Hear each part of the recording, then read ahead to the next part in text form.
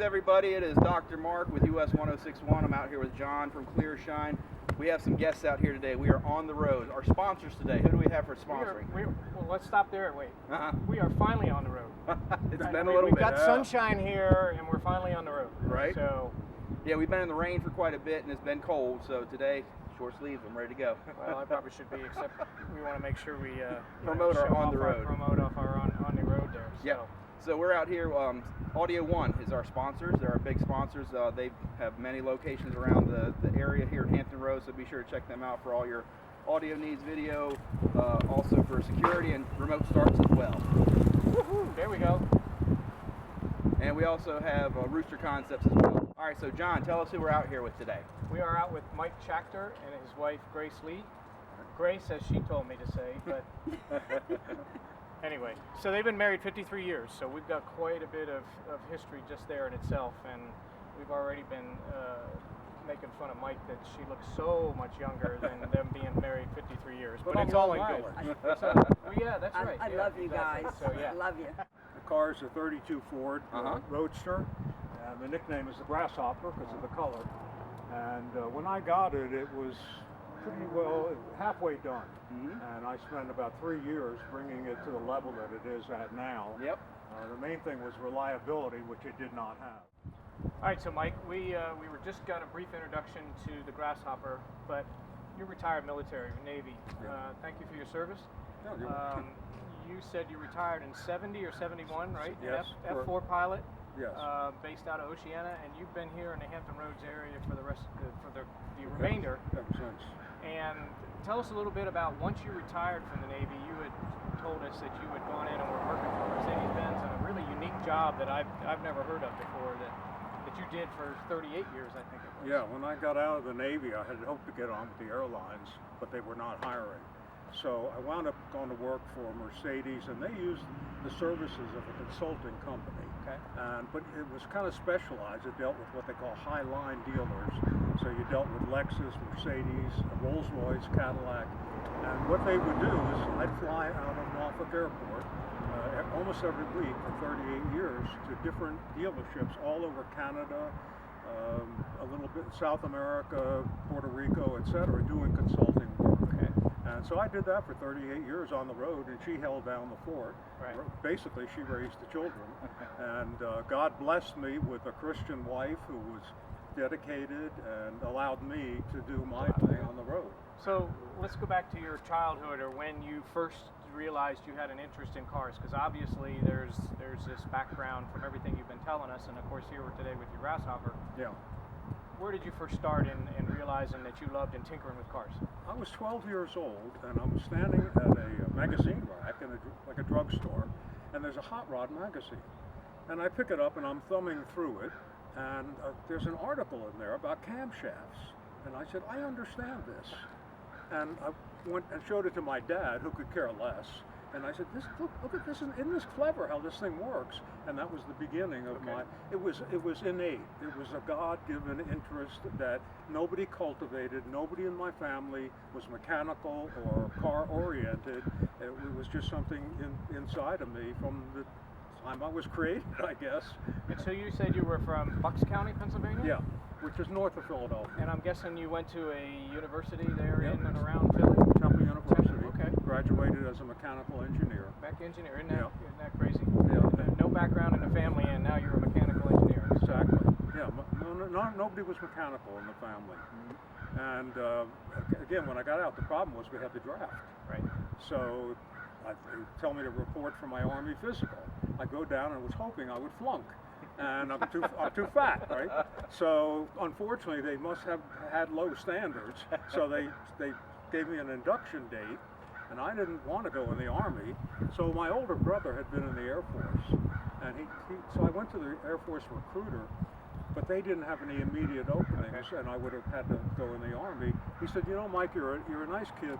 Let me introduce you to the Navy recruiter across the hall.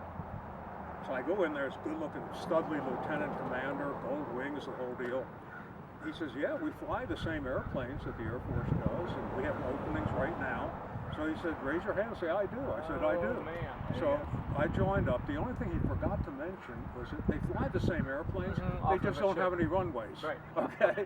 So I wound up flying off a carrier for 5 years in the Navy. And to be honest with you, the thing that I got out of it the most was not the aviation skills. It was the character building, goal accomplishment, characteristics that would stand you in good stead the rest of your life. Sure. That's what the Navy represented to me. So how did your car enthusiasm and all that play in during your years in the Navy? Were you still involved? Were you able to have cars and work on them? We'll get into your drag career here in a minute. Not really, because we started a family, and we had 2 wonderful children, and I put my car stuff on the back burner, but it was dormant. It was hidden in there. And I paid the bills and did my job and raised a family, etc. But in the late 80s, I would say, I had a 77 Corvette, and I decided to modify it. And now I had some disposable income, and the kids were growing up, so I could devote myself to that. And then it went more and more and more to a higher and higher level. And that was the car. Yeah, like everybody else, you're trying to push your limits to see what we can do. When we can tweak it, we can add a little bit of, throw a little bit more money in there, make it a little bit faster, a little more torque, keep the wheels on the road, and all that other stuff. So it's definitely, you can see where you plant a seed and then it grows. And even though we had a couple of long winters on the in-between, you know, spring came and here we go. And again, we want to hear about some of the phases of that. But before we get into all that, tell us a little bit more about the car, because we got our fans here, they're out here watching, and we want to know about you, but again, the Grasshopper, so tell us and of course, where this anybody started who's been paying attention has seen this car all over town, so now we get to get the backstory on the car. Okay, it's a fiberglass body, which has an advantage to it, because when they build the body, they extend the doors, so it's much easier to get in and out, and you have more leg room. So that has, and of course it doesn't rust, so that sort of thing. But when I got the car, it had been built by a fellow in Texas, and it was half finished. It was unsafe. It had a fuel line that was nothing more than a rubber hose from the tank to the engine. I mean, if you hit a rock... Right. It was kind of close enough, huh? Yeah. The temperature gauge didn't work. Now, how do you have a radiator this small with a 32 grill shell for a big Chevy motor? Right. Is it running cool? Is it overheated? You know? So close enough. These were the kind of things I had to correct, and eventually, working one thing after another, rebuilt the motor, rebuilt the rear end, did all the wiring, all the brake system, and brought it to the level now where I get into it and I drive 500 miles without any hesitation. Did you mention when you got into it? How long? I mean, here we are now. How long have you had this car? About 3 years. Yeah. Really? Wow, that's a quick turnaround on things. Yeah. And I just, because I retired about 5 years ago from this consulting job, so I could devote myself to it full time. So is there something that drew you to this specific, you know, layout, open air cockpit, if you will, and kind of Roadster look, or because you said you had a Corvette before, so was there sort of a... now that you mention it, when I was a kid, I had a 29 Ford Roadster.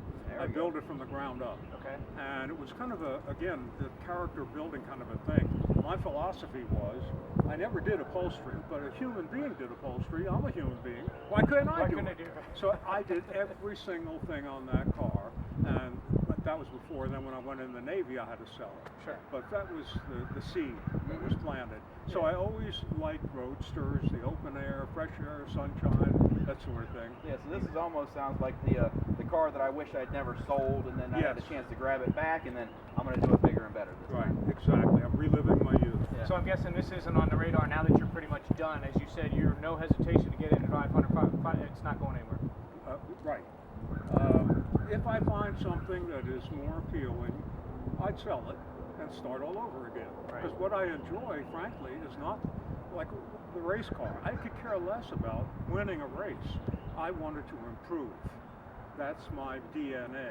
Okay. So I would come to the track, make one run, a tenth of a second faster than last week, and go home. And the announcer would go nuts. He'd say, he comes to the track, runs faster, and goes home. Right? I don't care about the race. I don't care about this. So I'm not in love with the medal. Right? It's the accomplishment. Okay. And once I reach that stage of perfection, now what? Right. So not the destination, but the journey. That's right. All right, I like it. I'm going to step out a bit and let these guys finish gabbing here. So we'll be right back with you. All right, so we're back. We took a short break so Mark could go and get behind the camera. We're back with Mike here. And what I'd like to do is, you started us off kind of in a broad overview of this whole thing. How about we go through piece by piece and start with the engine and work our way back, maybe if you did any suspension. But we know you've done some work to the engine. I think you said you completely rebuilt it. I had to. Again, the engineering of it, when the guy built it, he put in one of these Rumpty-Rump camshafts, which sounds cool. But those camshafts don't produce vacuum. Vacuum operates the power brakes, so the brakes were horrible. So I had to leave a lot of distance between me and the car. Right. So I rebuilt the motor with a reasonable camshaft, and that's where probably the first thing that I attacked was rebuilding the motor and making sure it had a working temperature gauge so it didn't overheat, a little radiator and a big motor. So that was kind of the first mechanical part. So the motor is a big block? No, it's a small block Chevy. Small block Chevy? And it's not a tremendous amount of horsepower, but I built it for reliability. I want a car that I don't have to ride around with my fingers crossed. Right. So I get into this car and I drive 500 miles without any reservation. And to give you an idea of how a car should be built. That's no electron, that's all on carburation and no fuel injection, and everybody thinks it's injected because of the way it starts and runs. But if you know about carburetors, like I was taught, that's the way it runs. Sure. So that was the engine part of it. Working my way back, the instrumentation had no tach.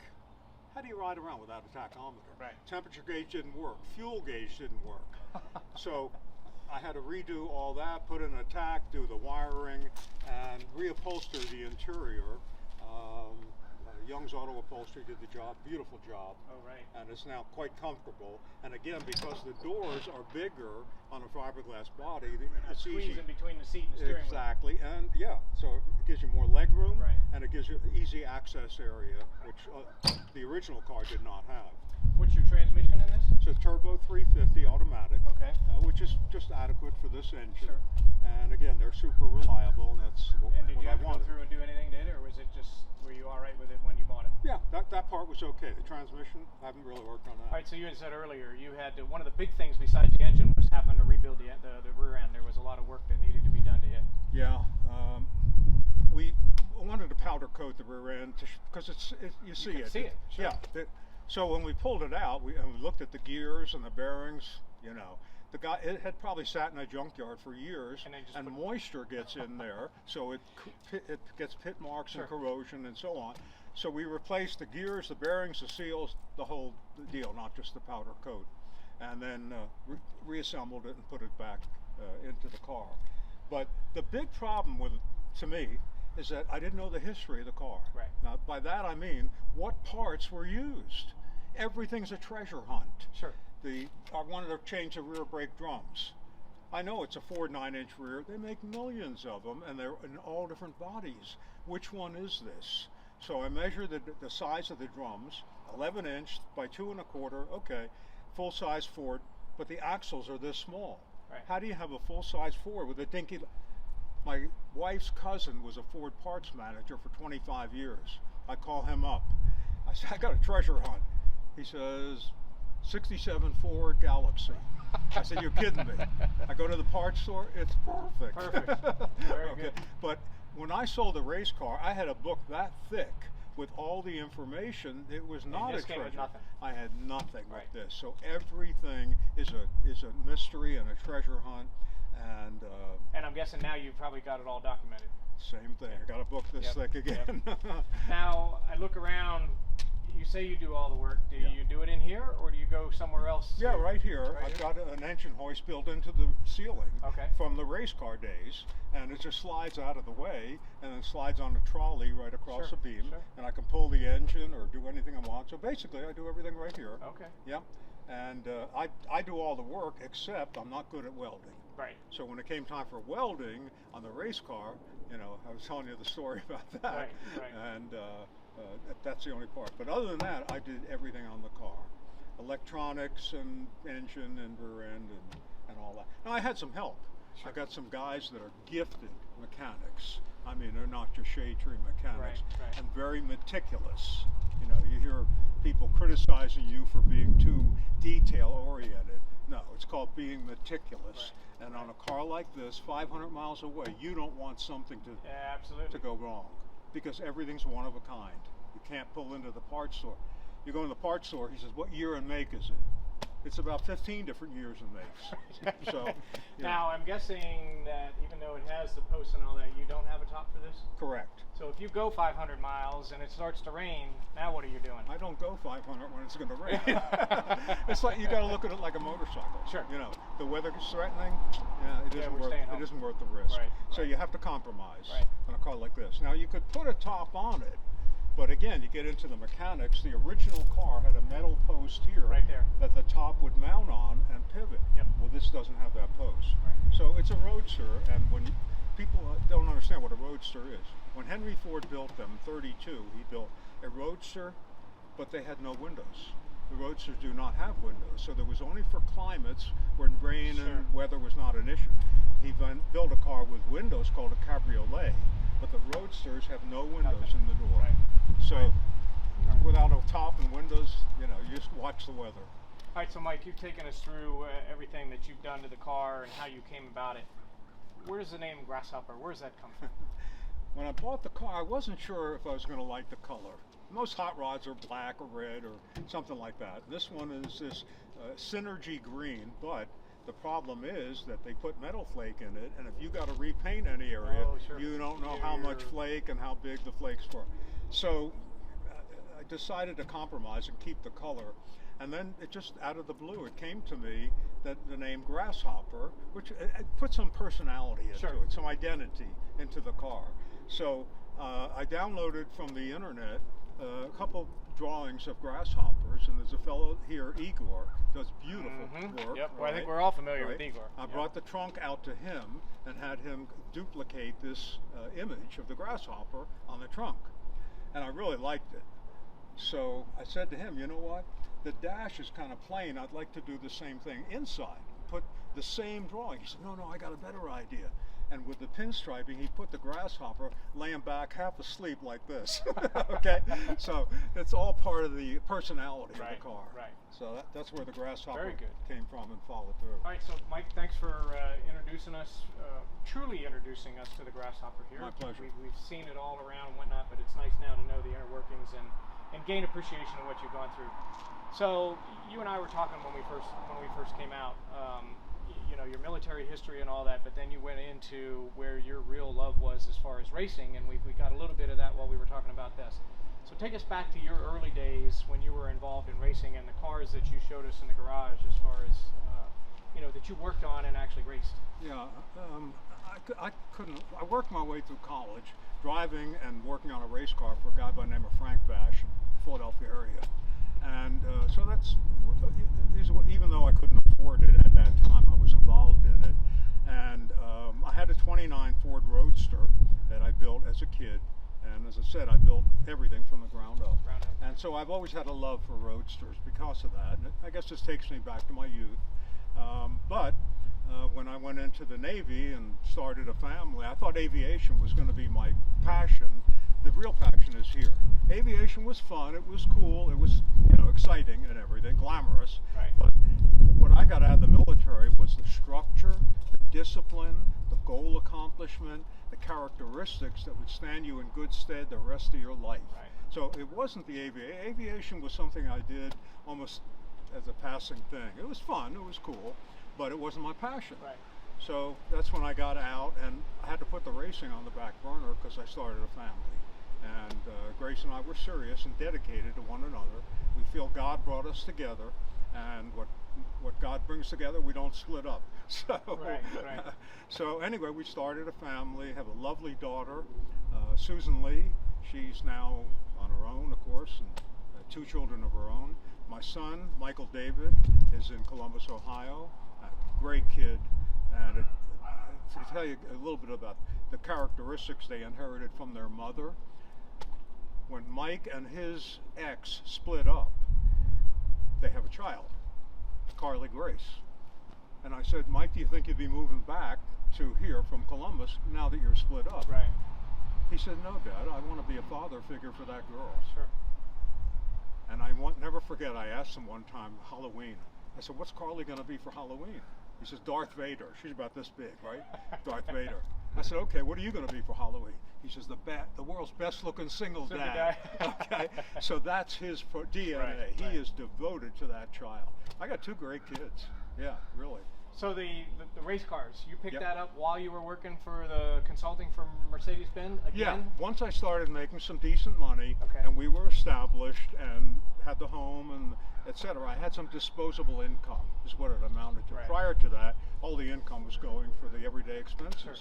So now I had some disposable income. I bought a Corvette, just a driver. And then after about 3 or 4 years, I was always disappointed in the performance. I started modifying it a little bit of time and getting back into the car thing and the race cars, etc. And one thing led to another. The Corvette was a supercharged car on gasoline, but it exceeded the safety equipment that was on Right. board. So Right. it was a little risky. The roll cage on a low roof, the roll cage was down here and my head was sticking up above it. So if you roll over, Yeah, that's you know, right. forget it. So we finally sold the Corvette and I bought this, what they call Altered, which is a funny car chassis with a Roadster body. So it's the power of a funny car, but you're out in the open. Right. And we raced that for a while. And again, my thing is not winning the race, it's the sense of accomplishment. So that went on for a couple And that years. was the quarter mile. You were running those on the quarter mile. Right, but it was too fast for my night vision Right. at my age. Right. Right. So I thought it'd be safe. I'll do 8th mile. That's only 150. The quarter mile is about 200. But at night, you don't have peripheral vision. The track is lit, but you don't have peripheral vision. Right. So you don't have depth perception and things like that you need. So after a while, it got to the point where it was impractical. It was risky. So that's when I sold the race car, and that's another story that I'll tell whenever you want me to. Well, I know you sold, and maybe this is going to lead into that. You Yeah. sold a race car so that you To could buy fund this, exactly. So tell us about that. You went and Okay. sold that car and Yeah. to purchase this. That was a serious car. It was about 1,300 horsepower, supercharged on alcohol. And most people would say to me, you know, how fast is it? But they don't understand what quarter mile times right. might be. So I would explain to them, like, if you're familiar with 0 to 60, a fast Corvette is 3 seconds, 3.5. A Ferrari's 3.5. That car was less than 1 second, 0.94, 0 to 60. So we describe it as light the fuse and duck. Right. All right. So it was a serious car, and there's not many people out there that have the kind of money that can afford a car like Right, that. right. So because of the night vision thing, I put it up for sale, and after about a year, I get this email from a guy in Texas, and the first question he asked me is, how wide is the roll cage? Because they have to be small. They're custom fit. Yeah, it's built for this particular driver, and Right. he didn't know if he'd fit in. So I said, well, it's tight. I said, you know, it's about 18 inches, and I'm 5'8", 5'9" if I'm lucky, and I weigh about 180. He says, well, I'm 5'7", and I weigh 250. I said, this ain't gonna work, right? But he asked good questions. He says, well, how do you adjust the camshaft end play with a fuel pump driven off the front of the camshaft? First of all, I was surprised he knew that, but second of all, what difference does it make? Yeah, you're not You gonna be can't able get in the to- car. Right. So, and this goes on for a couple months, and finally he flies up from Texas. He comes here, 5'7", 250, on a good day. All right. So I show him the car. We do a walk around. This car doesn't have doors. You got to climb over it to get in. So I didn't want to embarrass the guy. So I said, well, some people climb up on the rear tire and climb in, and some people, if they're tall, they can swing Just a leg swing it over. in, right. But other people have like a step stool. Nobody has a step stool. But I didn't want to embarrass the guy, Right. So anyway, never sits in the car. I do a walk around. I said, well, what do you think? He said, I like it. I said, do you like it enough to buy it? He said, yeah. We go to the bank, and he wire transfers $50,000. It's done. I Right. said to the lady, is this real? She said, I'll give you the cash right now. Okay. So he buys the car, he bought the trailer, he bought the tow vehicle, the whole package. The next day he comes to pick it up. I do a walk around again, show him how all the computer controls operate. I said, would you like to drive it in the trailer? He said, no, you go ahead. The guy never got in the car. He drives off to Fort Worth, Texas, 18 hours. So I'm putting two and two together, figuring he's going to be the owner, Somebody's he's got gonna a drive. driver, he's Yeah. got a jockey-sized driver, right? 2 weeks later, he texts me an email, says, I'm going to Frank Hawley's driving school, and I just bought a 3A25 fire suit. Somehow, I don't know how, but anyway, the money was good. Sounds like he had money to be able to fix the roll Apparently. cage and Yeah. fit it to him. Yeah, quite possible. Yeah, Yeah. yeah. So that's kind of the story of the race car and the sale, and that was what funded this. Right. And it gave me some disposable income. And now you're still tinkering. Tell me about, there was a track that's down in North Carolina that you befriended some of the folks down there, and you actually get to go. And I think you were saying the only thing they let you touch is the fuel funnel when they're fueling the car, right? Is that the That's story? another story that I think God had a hand in. There is on the web a new track opened in North Carolina, and they're telling state of the art. So it's a nice day. I had my Harley at the time. I'll ride down there. It's about 3.5 hours. So I ride down 3.5 hours. I go onto the track, and I kind of do a loop around, looking at, okay, I guess I'll go home. And I start to drive out, and I'm saying, this is a 7-hour round trip on a motorcycle. Might as well stay. Yeah. For 30 seconds? Yeah. So I go back. And when I go back, there's two guys on the starting line, and one of them is wearing a Galot shirt. The name of the track is Galot. I thought it was a guy named Mr. Galot. Right. No, it's the letters Galot. What does that stand for? Get a load of this. Okay, kind of cool, right? So I said to the two guys, boy, it's a beautiful track. The starting line is temperature controlled. They have pipes under the starting line maintaining asphalt temperature, right? It's state of the art. So I'm complimenting the guys, and I've been to over 20 NHRA tracks because I traveled, and I said, this is the most amazing facility, and it's here in Benson, North Carolina. Whoever heard of that, right? So the guy with the Galot shirt says, well, tell him he built it, the guy with the construction vest. Right. So I complimented. He says, well, let me show you the tower. So he takes me up in the tower, all state of the art, big computer screens, the whole deal, right? And we took a little tour, and I said to him, from what I understand, the guy that funded this track is actually not into drag racing. He's into tractor pulling. But the son-in-law is interested in drag racing. So he just, okay, yeah.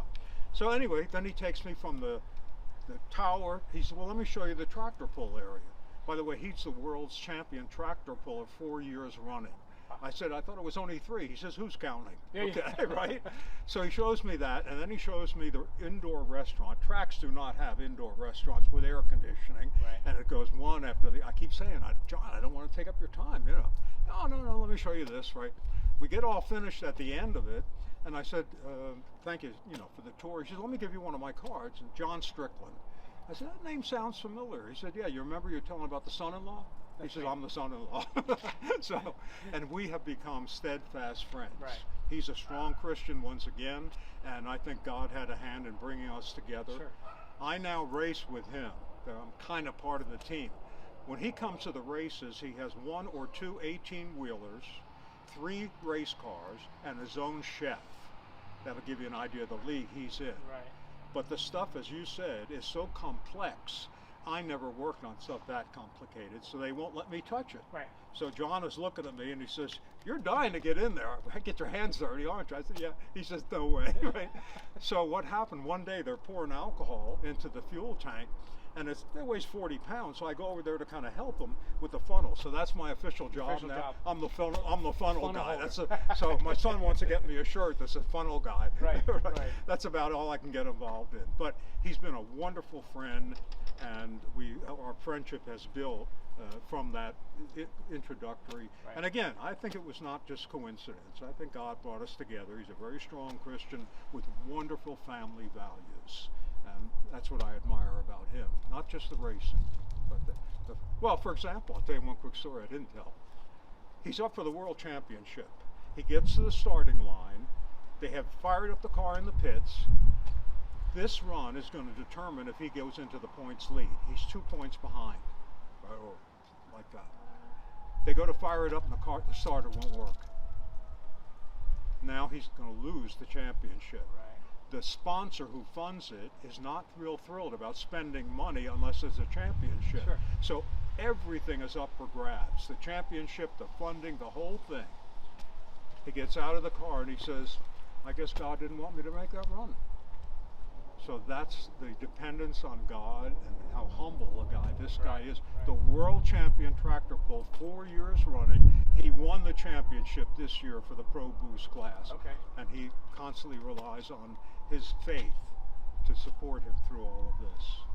So. Now, your wife Grace has been in the shadows, let's say, of this. She's as we would put it in the military, it's kind of mandatory fun that she comes out and does some of this stuff with you. Very little. As little as possible. She's not into it, all right? And people say, does she enjoy the car? She hates it. Right. Well, she's small enough, she said that the wind like catches her right here. Yeah, so her hair and this and that and everything, right? And to give you an example of the difference between us, one day we're down at Edenton, we're walking along the pier, beautiful scene, sunset, Albemarle Sound, and it's kind of romantic. And I'm reliving our marriage and our youth and the romance that we've always had. And she turns around and she says, you know, when I dated you, I didn't know you were into motorcycles and race cars. She said, I thought you were normal. So you'll see later, I got a sign in there, a pilot lives here and a normal person. Oh, man. So that's kind of a little bit of our story. So she's not into the racing. She hates the noise and the smoke and the rubber dust. So I take her and I try to put her downwind from the porta potties. Ouch. So I tell her it's good for her complexion, you know. So that's her story. Well, you ought to bring her out when you come out to some of the local events, you know, Lansdowne and all that, where there's a big social, you know. Exactly. That she would enjoy. That we would, yeah. But so she'd take her car. She wouldn't ride. Well, that's okay. So that's all her right, well, story. I think we've pretty much covered everything, so we want to maybe do a couple wrap-up here, and I don't know, there might be some stuff in the garage, because there's a couple pictures in there. You've got some stories that maybe we can talk Mark into going in and shooting as well. But thank you very much for your time today. My And pleasure. We'll obviously going to catch you around, because we're going to get out of this COVID thing, or at least part of the way, so we can be doing some car events this summer. So. But thank you for welcoming us into your home today and meeting your lovely wife and being able to hang out with you. She's There she is. Nobody would believe it. I shouldn't tell. The lady's over 70 and looks like she's 40. She's at the gym 5 days a week. Yep. Now I don't have that kind of discipline. She's amazing. All right, good. We'll be with you in a second here. All right, so we just finished up outside here with Mike, and we thought, you know, because everybody's got a cool garage, and most garages, if not all garages, have some cool memorabilia, and Mike is no different from any of that. So we wanted to go through real quick. We got a couple things here that Mike's going to talk with us through. So start us off. That's your Corvette. Right? That's the Corvette that I started with just a new car, and then it evolved into racing, and that's one of the scenes from Suffolk Raceway. All right, so that's the re-entry into racing. Right. All right, and then this guy's a guy by the name of Eddie Hill. He won the World's Championship for Top Fuel, and because of his Christian orientation, I did some volunteer work for Racers for Christ, conducted some seminars and things like that. So he and I became good friends, and he lives in Texas, Wichita Falls. Okay. This is a picture of Big Daddy Don Garlitz at Englishtown, New Jersey, and when he did what they call the blowover, the front of the car lifted up, and the wind got under it, and it turned completely over. My daughter and I are in that picture somewhere. We were in the stands, and he went past us vertically like that. A year or two later, I'm on an airplane heading out to a race in California, and I'm telling my wife that Big Daddy's car is going into the Smithsonian Museum. And I hear this guy laughing. I turn over, it's Don Garlitz. It's Don Garlitz. So he autographed that picture, and Very cool. had a little bit of communication with him, got to know him a little bit. Because of the military aviation background, I have a history of license plates. You can get them, all the personalized. So this was the right stuff. That was on, I think, the Corvette. And then up here is when I blew up the motor. I don't know if you can see that. One plate says kabam, right, and the other one says grenade. Okay. Okay. So that's when the motor let loose in I think it was in the Alter, the next car. And then you were saying this is not yours, but it's very much similar to the one Exactly. that you had. This is what they call an altered. It's all engine, and the driver completely exposed behind it, and we describe it as like the fuse and duck. I mean, it's violent. So where would you go race this? Yeah, mostly we go down to North Carolina. There's two tracks, Outer Banks and Northeast Raceway. Okay. They're both good quality 8-mile tracks because of the convenience. Right, out sure. there. But you know, we also would go up to Maryland, and we'd go down to Florida, the Gator Nationals. But because I'm not sponsored, we couldn't go on the major league circuit. Right. This is the part about the normal person. And so a friend of mine got me that plate. Right. A normal person and a pilot lives here. Oh, this is one good story. When I bought the Harley, my wife was dead set against it.